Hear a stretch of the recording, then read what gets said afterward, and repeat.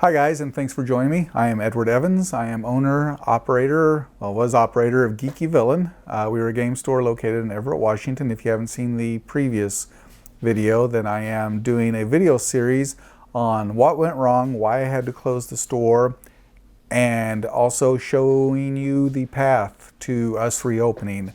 We hope to reopen in about a year or so. But I wanted to say thank you for all the hellos and glad to see you, Edwards. Thank you so much. I miss everyone that was associated with the store. I miss the camaraderie, the games, of course the games, but just the different personalities and joking and everything about it. There's not nothing I don't miss as far as my customer base goes. But I wanted to go over one statement in particular from Franz. Franz posted about 4 days ago, said, "Oof, Final Fantasy, man, that's rough. There are much better returns on other games, quote unquote Warhammer. Card games are a bit of a money sink. Also, you need to get your rep to be frank about your clearance dates." I'm not sure what he means by that. "And you need to demo every day." So I'm going to take this one step at a time. This should be a pretty short video, only about 5 minutes or so. The reason I picked Final Fantasy over anything else was it seemed to be a card or a game that was underserved in the area. There was a group of people wanting to play Final Fantasy, but they didn't really have a permanent home, and I wanted to take that crowd and make it ours. And it was very successful. We would have just regular matches. On average, 20 during the height, 20 people, 22 people on average coming in on a Saturday night to play. Those may not be magic numbers, but for a brand new game store, I was pretty happy with that. Something else, and you mentioned Warhammer here, dealing with Games Workshop can be a little tedious. They drive a hard bargain. They want you to buy everything right off the bat. They want you to spend, $7,000 on all their products, and you don't even get to pick the products. At least that's what I'd heard. I didn't want to do that. After a while, I finally got in contact with Games Workshop, and they tried to do that to me. They said, "Hey, you need to buy this bundle." I don't want the bundle, and all I wanted at the time was the paints and the ability to order things for my Warhammer players. And we negotiated for 4 months before finally I was able to say, "I just want the paints." And they finally said, "Okay, fine, but we're not going to advertise for you. You'll just be the super base customer." I'm like, "That's all I want. I just want to bring in the Citadel paints." So Games Workshop can be pretty hard to deal with. Plus, another reason I didn't go with Warhammer was because there's a store in the local area that already has that nailed down. It's a big store. The people who go there like it, and there was no way I was going to compete on that level. So that's why I went with kind of an unknown game. Magic, we did do Magic. Right off the bat, I had a guy in who would run the Magic stuff. That turned south really quickly. I'll delve more into that in a future episode.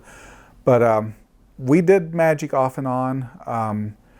But in this area, you swing a dead cat, you're going to hit a store that does Magic. Everyone and their brother does Magic. We thought we would be different with the Magic stuff and do it on Tuesdays.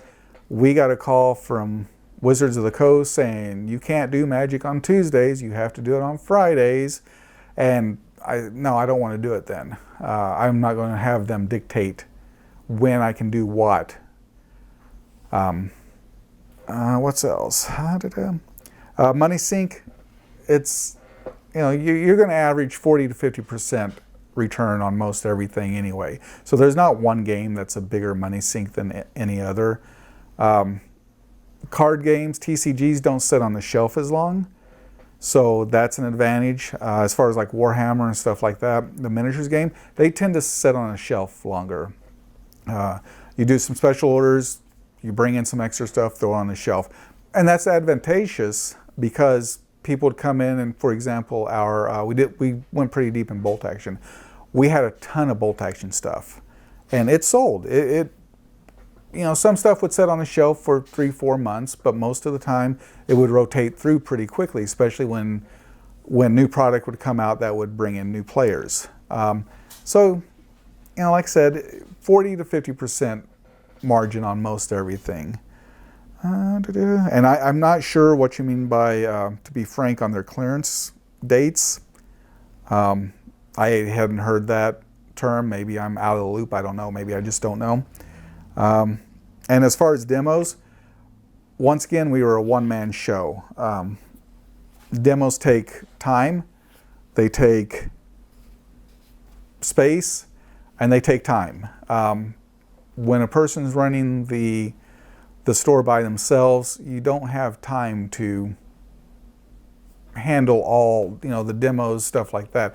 You're too busy manning the register, cleaning the bathroom, doing everything that you have to do to keep the store running smoothly and keeping your customers happy that's there.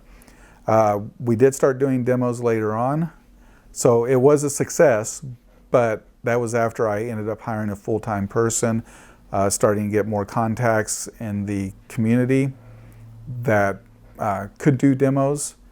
So yeah, there's that. And I think that's about it. I should have another video out hopefully in the next couple days. I think I'm going to start, my first episode's going to be, starting at the ending, kind of explaining what happened at the very end, literally the last month that we were open, what was finally the domino that pushed over that caused everything else to collapse. So stay tuned if you want, like it, subscribe, hit that bell, do everything else. Thanks a lot. Bye.